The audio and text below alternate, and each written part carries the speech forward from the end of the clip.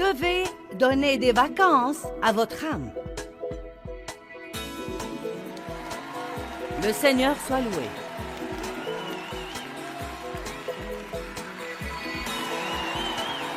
Nous allons donner de petites vacances à nos âmes.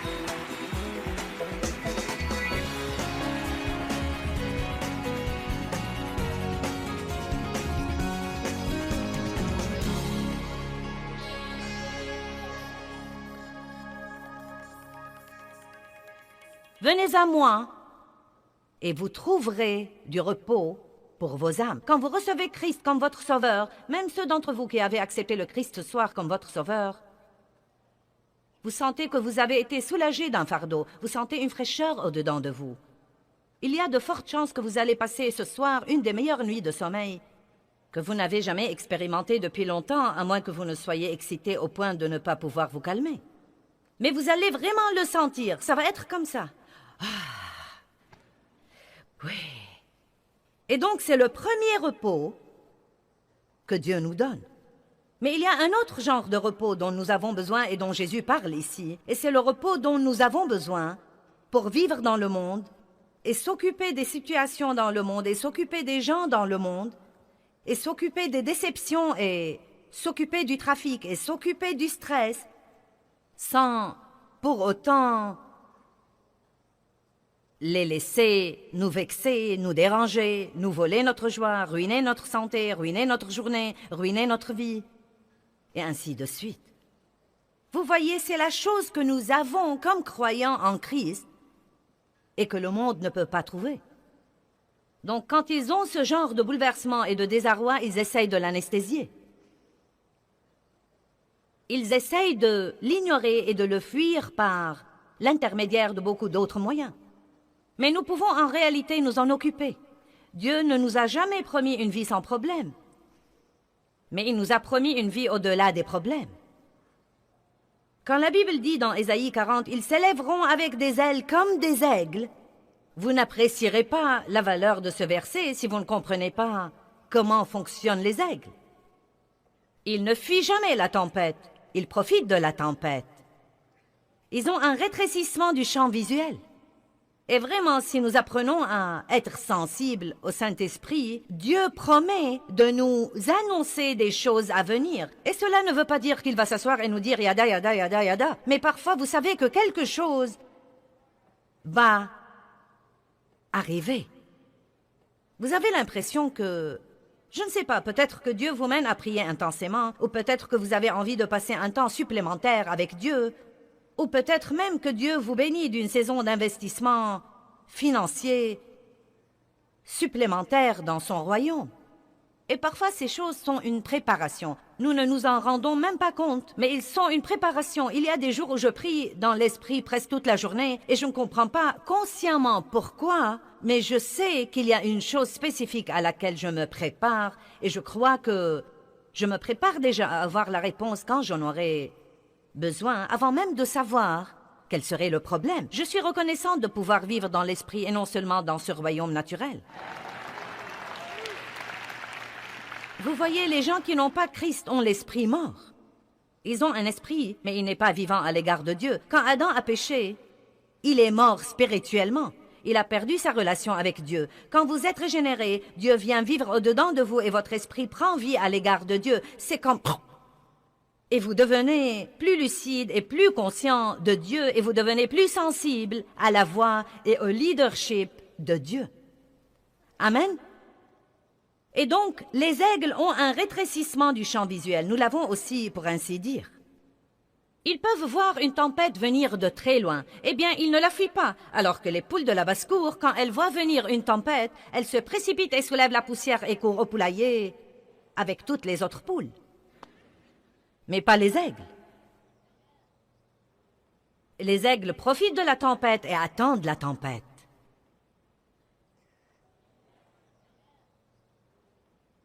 Maintenant, qu'arrive-t-il quand la tempête les frappe s'ils sont prêts? Elle les fait rebondir en haut. Ils sont soulevés. Le courant descendant de la tempête fait...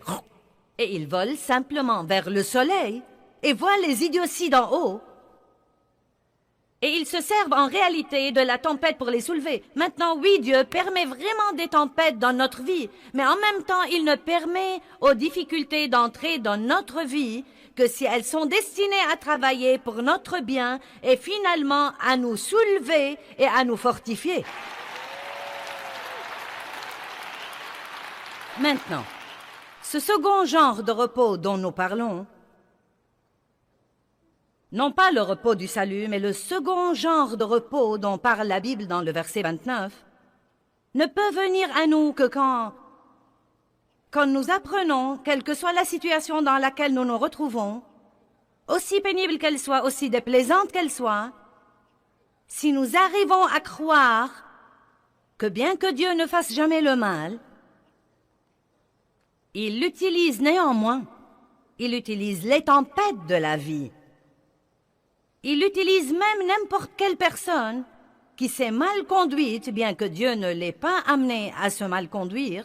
Il utilise cette personne afin de nous purifier et nous aider à développer le fruit de l'esprit et à apprendre à aimer ceux qui ne sont pas dignes d'amour, comme nous lui demandons plusieurs fois dans nos prières. Allez maintenant. La moitié du temps, nous n'avons pas la moindre idée de ce que nous prions. Oh Dieu, utilise-moi. D'accord, vous allez d'abord passer 10 ans pour vous rendre utilisable. Pour vous préparer. Car vous devez être un vase utile à son service. Amen. Je veux aimer ceux qui ne sont pas dignes d'amour. Mais vous refusez les personnes antipathiques autour de vous. Dieu, aide-moi, je veux marcher dans le fruit de l'esprit, l'amour, la joie, la paix, la patience, la bonté, la bienveillance, l'humilité, la douceur, la maîtrise de soi. Mais le fruit de l'esprit ne peut se développer que dans les épreuves. Et la patience en particulier est un fruit de l'esprit qui ne peut se développer que dans les épreuves. Comment pourriez-vous apprendre la patience si vous n'avez rien qui exige la patience? Donc lisons le verset 28. Et nous passerons ensuite au verset 29. « Venez à moi, vous tous qui êtes fatigués et chargés et accablés, et je vous donnerai du repos. Quand vous recevez le Christ, vous recevez ce repos dans votre esprit. Je soulagerai et je délivrerai et je régénérerai vos âmes. Prenez mon joug sur vous et apprenez de moi, car je suis doux et humble de cœur, et vous trouverez du repos. » Le second genre de repos, soulagement et délivrance, et régénération et détente, et calme béni, pour vos âmes. Remarquez qu'il ne parle pas de votre esprit, il parle de votre âme. Donc, quand nous parlons du repos de Dieu, nous ne parlons pas d'un repos du travail. Nous ne parlons pas de trouver ce petit endroit secret où nous nous éloignons de tout dans le monde. Nous parlons d'un repos que nous pouvons avoir dans notre fort intérieur pendant que nous sommes au milieu des choses qui se déroulent dans le monde. En d'autres termes, vous devez donner des vacances à votre âme. Le Seigneur soit loué.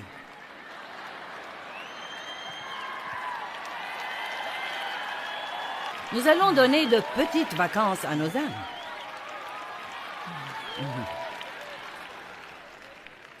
Et mes cheveux feraient mieux de ne pas s'hérisser.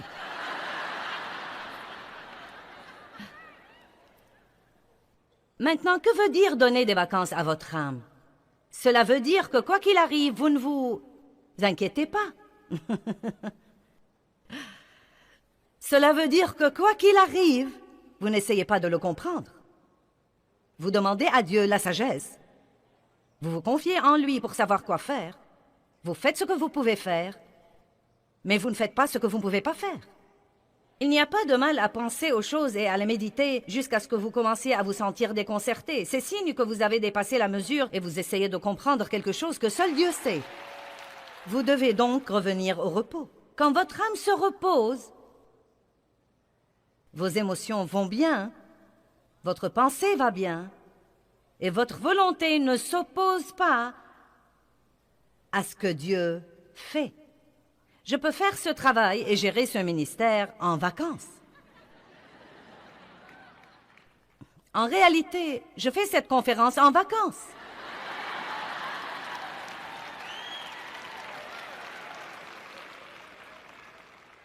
Maintenant, vous savez, mon corps physique travaille. Je me suis préparée. Nous avons fait des plans. Il faut une quantité incroyable de planification pour monter quelque chose comme ça. Vous n'avez même pas idée de ce que ça prend comme préparation. Je ne suis pas seule ici. Nous avons amené 60 personnes avec nous pour faire ceci. Ils ont tous dû faire leurs valises. Certains d'entre eux ont dû quitter St. Louis à 4h30 du matin pour arriver ici. Cela veut dire que pour vous servir, ils n'ont même pas pu dormir autant qu'il le fallait. Ça demande du travail et beaucoup d'efforts. Et pourtant, nous ne devons pas être là et épuisés et avoir une mauvaise attitude et être ronchons et difficiles à vivre pour servir Dieu.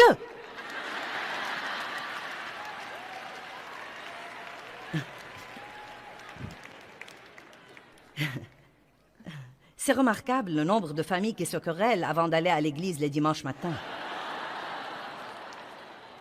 Ou le nombre de mères frustrées à s'arracher les cheveux avant d'avoir leur temps avec Dieu.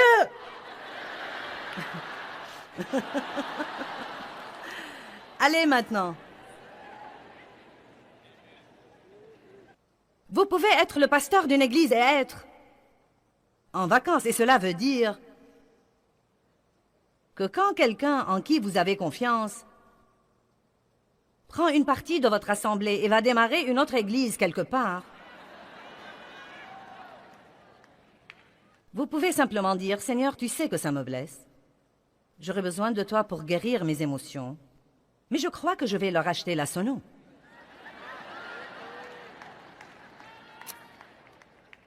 Car je ne vais sûrement pas perdre mon temps à être vexé. Mon âme est complètement en vacances cette semaine. Donc, je crois que je vais faire ce que dit la Bible. Je vais bénir mes ennemis et prier pour ceux qui abusent de moi et me maltraitent. Vous savez, quand vous vivez comme ça, rien ne pourra vous toucher.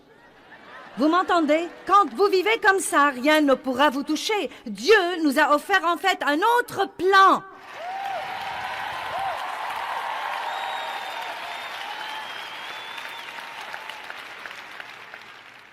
Vous seul pouvez prendre la décision d'entrer dans le repos de Dieu. Vous ne pouvez pas avoir le repos de Dieu et vous inquiéter et être tout le temps angoissé et frustré et bouleversé. Watchman Nee est un chrétien chinois qui est mort il y a plusieurs années. C'était un homme puissant de Dieu. Il a passé la plus grande partie de sa vie en prison. Ils lui ont coupé la langue parce qu'il prêchait l'Évangile. Mais ils n'ont pas pu l'empêcher d'écrire et de prier. Et il a écrit beaucoup de livres merveilleux. Et j'ai lu beaucoup de ces livres parce qu'il enseigne beaucoup de trucs profonds que je pense que nous devons apprendre. C'est merveilleux d'enseigner les gens que Dieu veut les bénir. C'est merveilleux d'enseigner les gens que Dieu veut qu'ils prospèrent et réussissent et qu'ils aient de bonnes affaires et de bons foyers. Et c'est vrai, Dieu veut que vous ayez tout ça, mais il veut que vous grandissiez spirituellement.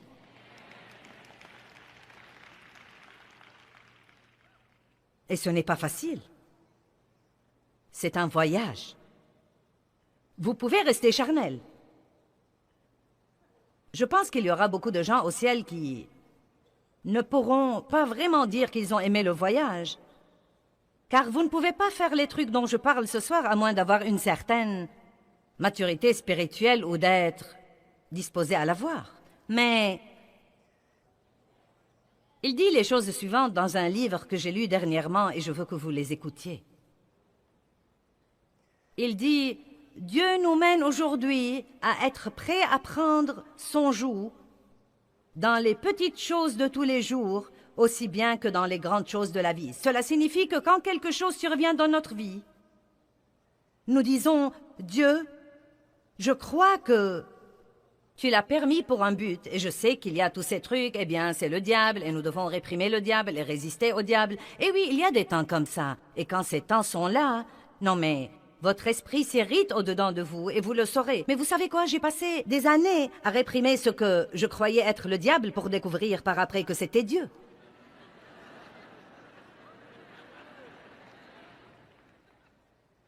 Et je ne dis pas que Dieu nous tente par le mal, et je ne parle pas des désastres et, vous savez, de toutes sortes de mauvaises choses que vous pouvez imaginer. Je parle des trucs de la vie ordinaire, des dérangements et des gens qui nous exaspèrent, et des patrons qui nous exaspèrent, et je parle également des choses qui tombent en panne à la maison ou même au bureau, et des choses qui ne se passent pas comme nous voulons. Et j'ai passé une grande partie de ma vie, je l'ai perdue. Je ne dirais même pas que je l'ai passée, j'ai perdu une partie de ma vie. Et chaque jour que vous vivez, vous ne pouvez pas le récupérer. Chaque jour que vous perdez à être bouleversé et craintif et fâché et inquiet et frustré et déprimé, vous ne pouvez pas le récupérer. La chose intéressante dans le temps, c'est que quand vous l'utilisez pour quelque chose, il s'en va et vous ne pouvez pas le récupérer.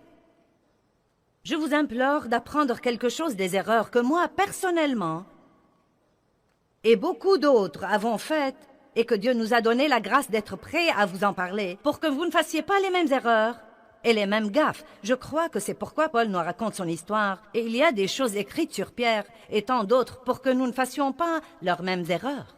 Donc il y a des choses que nous n'aimons pas qui surviennent dans notre vie. Je vais vous donner un exemple. Nous étions en route vers l'Inde. Le parcours que nous avons choisi passait en fait par l'Alaska.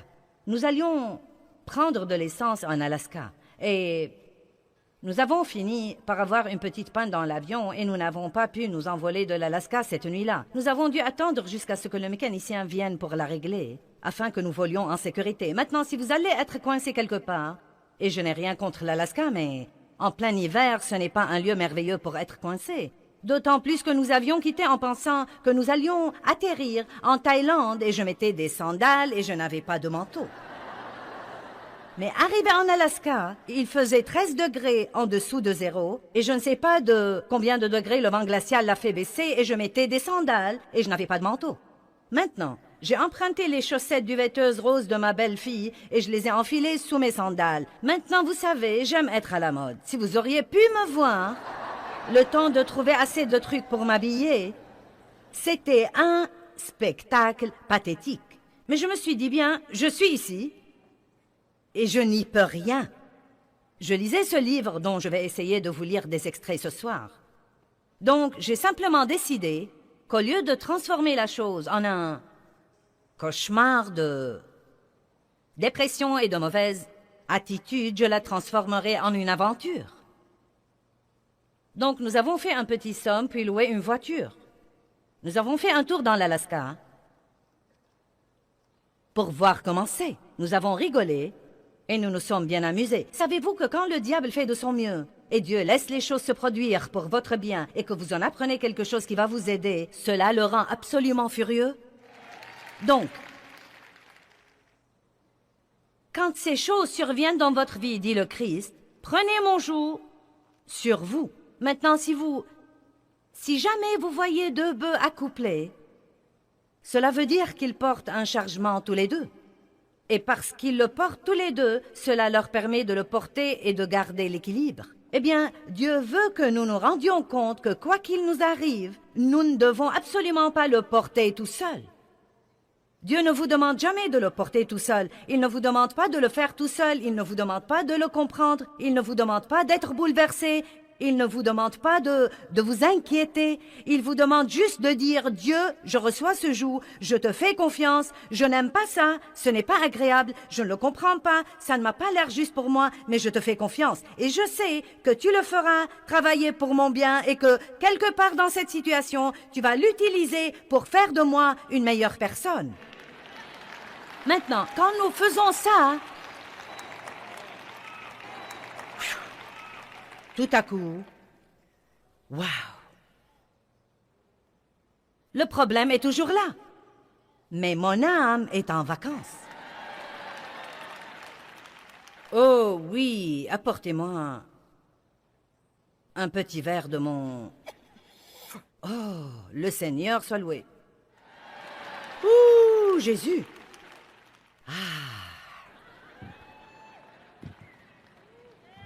Ensuite, ce petit démon vient s'asseoir directement ici et dit « Que vas-tu faire? Que vas-tu faire? Que vas-tu faire? Que vas-tu faire? » Je ne vais rien faire, je suis en vacances.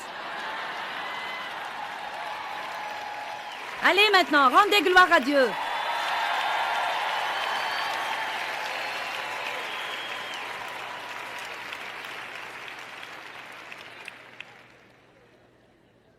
Dieu nous mène aujourd'hui à être prêts à prendre son joug dans les petites choses de tous les jours, aussi bien que dans les grandes choses de la vie. Il y a des pasteurs, par exemple, qui ont du mal à travailler avec leurs collègues. Il y a des sœurs qui ont du mal à vivre avec leurs beaux-parents. Il y a des employés qui ont du mal à travailler avec leurs collègues. Il y a des étudiants qui se lassent de leur relation avec les professeurs aussi bien qu'avec les autres étudiants. Ce sont des jougs à prendre. Vous en avez bien sûr assez. Vous auriez voulu pouvoir les quitter ou qu'ils vous quittent. Vous vous sentez abattu et vous n'avez pas de paix. Comprenez cependant, s'il vous plaît, que c'est le joug que Dieu vous a donné. C'est le joug qu'il veut que vous preniez. C'est la part que Dieu vous a assignée. Il veut que vous vous soumettiez à ces circonstances, car c'est ce qu'il y a de mieux pour vous.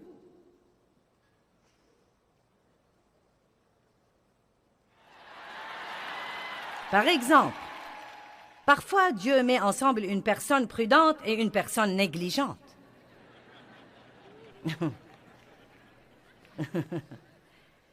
Une personne forte et une personne faible.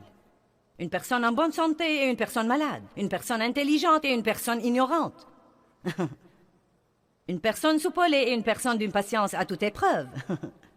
Une personne ordonnée et une personne désordonnée. Pour que l'un soit le joug de l'autre. Et vice-versa. Ceci leur donne à tous les deux l'occasion d'apprendre la nature de Christ. Allez, vous pouvez faire mieux que ça.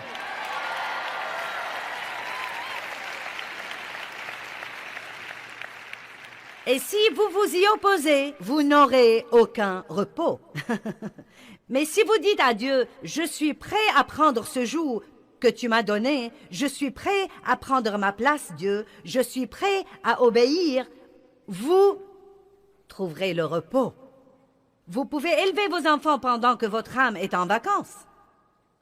Je peux gérer ce ministère pendant que mon âme est en vacances. Vous pouvez être une personne propre et ordonnée et vous pouvez être marié à quelqu'un qui ne peut même pas trouver ses chaussettes le matin et vous pouvez le faire en vacances.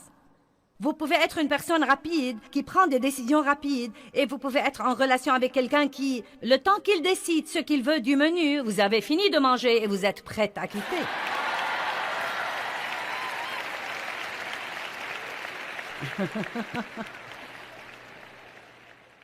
Et vous pouvez apprendre à les aimer assez pour ne pas les obliger à vous ressembler et ne pas faire pression sur eux et les amener à se déprécier et à être diminués. Mais vous pouvez apprendre à avoir la nature de Christ et à être patient et doux et gentil et de faire tout plutôt que de les amener à se déprécier. Croyez-moi, les gens se déprécient assez, le diable veille à ça. Et nous ne devons pas faire des heures supplémentaires pour aider l'ennemi. Le fruit de l'esprit. La vie la plus haute que nous puissions vivre, dit Watchman Nee, c'est d'accueillir tout ce que nous n'aimons pas par nature. Et croyez-moi, vous serez remplis du repos le plus profond au-dedans de vous si vous acceptez joyeusement le joug que Dieu vous donne. Il y a tant de choses dans la vie avec lesquelles nous devons faire la paix. Faites la paix avec vos cuisses.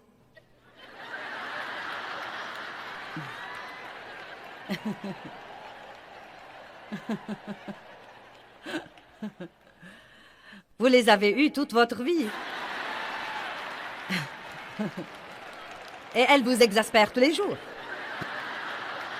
Pourquoi ne pas y jeter un dernier coup d'œil et dire « J'en ai assez de vous prêter attention.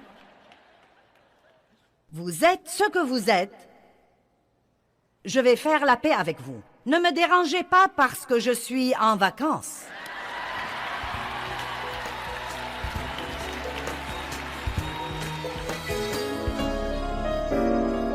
Eh bien, nous allons tous probablement nous lasser et abandonner si nous ne recourons pas à la force de Dieu et à son aide de façon régulière. Matthieu chapitre 11, verset 28, Jésus dit « Venez à moi, vous tous qui êtes fatigués et chargés, et je vous donnerai du repos. » Sa solution est donc simple. Quand vous vous lassez, venez à moi. Il dit, je soulagerai et je délivrerai et je reposerai vos âmes. Je crois que nous aimons tous ce verset.